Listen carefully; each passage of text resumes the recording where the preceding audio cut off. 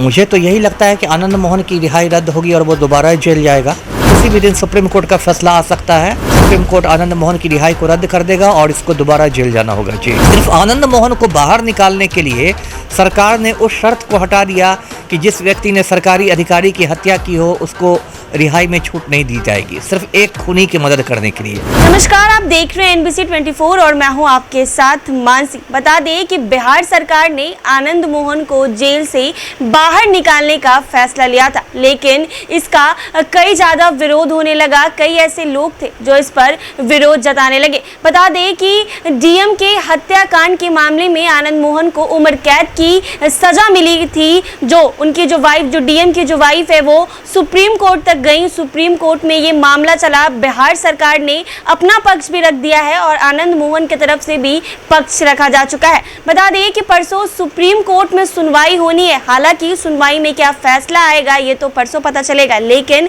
इस टॉपिक पर बात करने के लिए मेरे साथ पूर्व IPS अमिताभ दास मौजूद हैं, जिनसे आज हम बात करेंगे। सर, परसों सुप्रीम कोर्ट में आनंद मोहन की सुनवाई होनी है, क्या लगता है क्या होगा? अब मुझे तो यही लगता है कि आनंद मोहन की रिहाई रद्द होगी और वो दोबारा जेल जाएगा। देखिए, मैं दर्शकों को संक्षेप में ये पूरा मामला बता देता हूँ, ऐसे तो लोग जानते ही हैं। 1994 में आनंद मोहन ने गोपालगंज के DM का खून कर दिया था नेशनल हाईवे पर, कृष्णैया साहब का। सुप्रीम कोर्ट ने उसको उम्र कैद की सज़ा सुनाई थी और इस साल अप्रैल महीने में बिहार सरकार ने आनंद मोहन को समय से पहले जेल से बाहर कर दिया और बाहर करने के लिए जेल मैनुअल को बदल दिया गया, मतलब बिहार सरकार के कायदे कानून बदल दिए गए।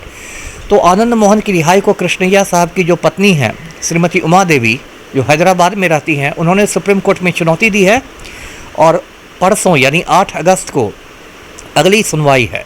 तो उसमें बिहार सरकार और आनंद मोहन दोनों के द्वारा जवाब दाखिल किया जा चुका है। तो परसों सुनवाई पूरी हो जाएगी और उसके बाद किसी भी दिन सुप्रीम कोर्ट का फैसला आ सकता है और पूरी संभावना है कि सुप्रीम कोर्ट आनंद मोहन की रिहाई को रद्द कर देगा और इसको दोबारा जेल जाना होगा। जी सर, बिहार सरकार ने आनंद मोहन को बाहर निकालने का फैसला लिया था, लेकिन कहीं ना कहीं अब बिहार सरकार भी इससे कई ज़्यादा टेंशन में होगी, क्योंकि अब उनको दोबारा से आनंद मोहन। जी, बिल्कुल सही कहा। देखिए, ये एक वोट बैंक की बहुत ही सड़ी हुई राजनीति की मुख्यमंत्री ने, और पलटू राम को राजपूत वोट बैंक में सेंधमारी करनी थी, इसलिए उन्होंने ऐसा किया। आपको याद होगा, जनवरी महीने में पटना के मिलर स्कूल में महाराणा प्रताप की पुण्यतिथि मनाई गई थी और उस बहाने राजपूतों का जुटान हुआ था और उसमें आनंद मोहन के समर्थन में कुछ नारे लगे।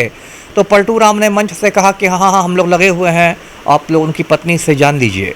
तो बहुत पहले से तैयारी चल रही थी और जेल मैनुअल बदल दिया गया। देखिए, इसलिए बिहार सरकार का पक्ष सुप्रीम कोर्ट में इतना कमज़ोर है, क्योंकि देखिए, कानून में संशोधन होते रहते हैं, ये कोई नई बात नहीं है, लेकिन कोई भी जो संशोधन हो वो लोकहित में होना चाहिए, पब्लिक इंटरेस्ट में।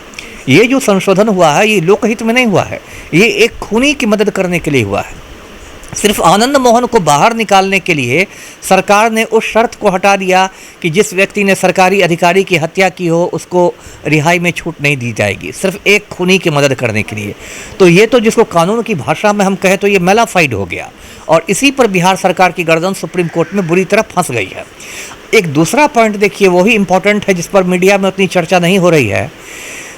ये कृष्णैया साहब की पत्नी ने कहा, उमा देवी ने, कि पटना हाई कोर्ट ने आनंद मोहन को मौत की सजा सुनाई थी। हाँ, और सुप्रीम कोर्ट ने उसको उम्र कैद में बदल दिया था। तो उमा देवी का कहना है कि इस उम्र कैद का मतलब अंतिम सांस तक जेल में रहना था। इस उम्र कैद का मतलब 20 साल जेल में नहीं रहना था। बिहार सरकार जो कह रही है कि आनंद मोहन को 20 साल के लिए जेल में रखा गया, लेकिन हमने अच्छे आचरण की वजह से उनको पहले छोड़ दिया। तो उमा देवी का कहना है कि नहीं, ये 20 साल वाली उम्र कैद थी ही नहीं, ये उम्र कैद तो मौत की सज़ा को बदल कर दी गई थी। इसलिए इस उम्र कैद का मतलब था कि आखिरी सांस तक आनंद मोहन को जेल में रहना है।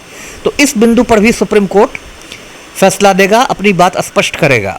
सर, बिहार सरकार ने आनंद मोहन की रिहाई का फैसला सिर्फ वोट बैंक के लिए लिया था, क्योंकि बिहार में कहीं ना कहीं जातिवाद पर राजनीति। बिल्कुल, ये तो स्पष्ट है कि पलटू राम को राजपूत वोट बैंक में सेंधमारी करनी थी, तो इसलिए उन्होंने ये किया। लेकिन राजनीतिक दृष्टि से भी देखें तो पलटू राम ने अपने पैर कुल्हाड़ी मार ली, क्योंकि यदि राजपूतों का वोट बैंक है तो दलितों का भी वोट बैंक है ना, और शायद राजपूत वोट बैंक से कहीं बड़ा दलित वोट बैंक है।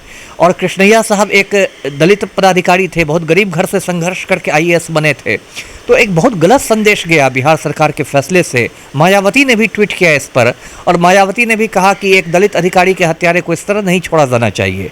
तो यदि वोट बैंक की दृष्टि से भी हम देखें तो ये पलटू राम की एक मतलब समझिए भूल हो गई, राजनीतिक भूल आप कह सकते हैं।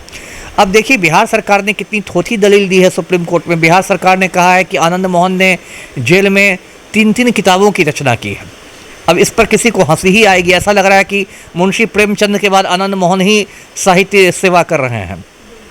देखिए पहली बात तो आनंद मोहन ने यदि कुछ लिखा भी होगा तो कचरा ही लिखा होगा, उसको लवली आनंद ने भी नहीं पढ़ा होगा। यदि कुछ अच्छा लिखा भी होगा तो क्या उससे कृष्णैया साहब की हत्या का पाप धुल जाता है? मान लीजिए आज कोई किसी की हत्या कर दे और उसके बाद एक किताब लिख दे तो क्या उसको गिरफ्तारी नहीं होगी? तो ये राज्य सरकार की एकदम थोथी दलील है, जिसको कुतर्क कह सकते हैं, कुतर्क है, जिस पर सुप्रीम कोर्ट भी कहेगा कि ऐसे ऐसे उल्टे सीधे तर्क बिहार सरकार दे रही है। तो बिहार सरकार अपने जाल में ही बुरी तरह फंस गई है। जी तो सर परसों सुप्रीम कोर्ट में सुनवाई होनी है, मतलब ऐसा लगभग आप मान रहे हैं कि आनंद मोहन दोबारा से जेल जा पाएंगे?